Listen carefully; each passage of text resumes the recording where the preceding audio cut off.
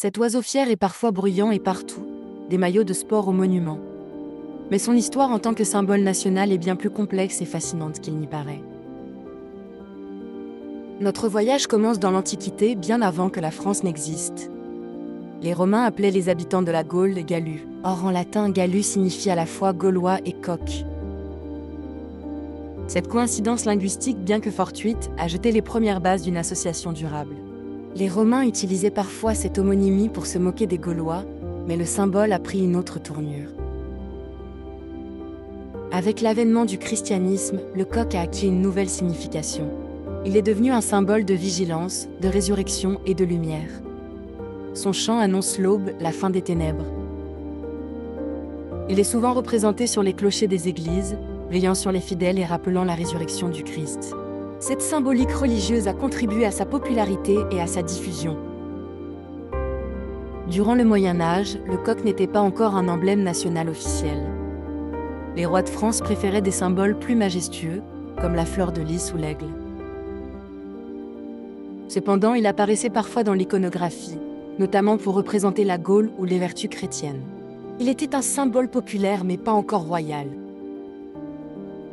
La Renaissance a vu un regain d'intérêt pour l'Antiquité gréco-romaine. Les humanistes ont redécouvert le jeu de mots galus et ont commencé à l'utiliser de manière plus consciente. Le coq est alors devenu un symbole intellectuel, une référence érudite à l'héritage gaulois. Il représentait une certaine fierté nationale naissante, distincte des symboles monarchiques. C'est avec la Révolution française que le coq prend véritablement son envol comme emblème. Les révolutionnaires cherchaient des symboles forts pour rompre avec l'ancien régime. Le coq, avec sa vigilance, son courage et son caractère populaire, incarnait parfaitement les idéaux de la République. Il était le gardien de la liberté, annonçant une nouvelle ère. Il apparaît sur les drapeaux, les sceaux et les monnaies de l'époque.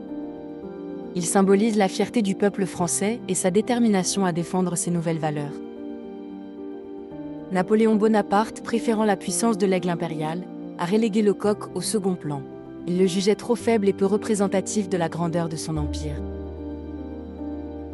Cependant, après la chute de l'Empire et les restaurations monarchiques, le coq a refait surface. Il est redevenu un symbole de résistance et d'opposition au régime autoritaire. La Troisième République, fondée en 1870, a définitivement consacré le coq comme emblème national. Il était le symbole parfait d'une république forte, vigilante et populaire. Il a été adopté sur les grilles du palais de l'Élysée et sur de nombreux monuments publics. Il est devenu le gardien officiel de la nation française. Aujourd'hui, le coq gaulois est indissociable de l'identité française.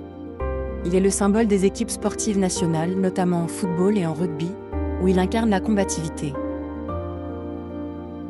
Il représente la fierté, la vigilance, le courage et l'esprit combatif du peuple français. Il est un rappel constant de l'histoire riche et parfois tumultueuse de la nation. Le coq n'est pas seulement un vestige du passé, il est un symbole vivant et évolutif.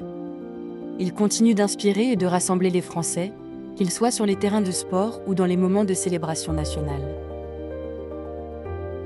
De l'homonymie latine à l'emblème républicain, le coq a traversé les âges. Il est le témoin silencieux, ou plutôt chantant, de l'histoire de France, un symbole fier et intemporel.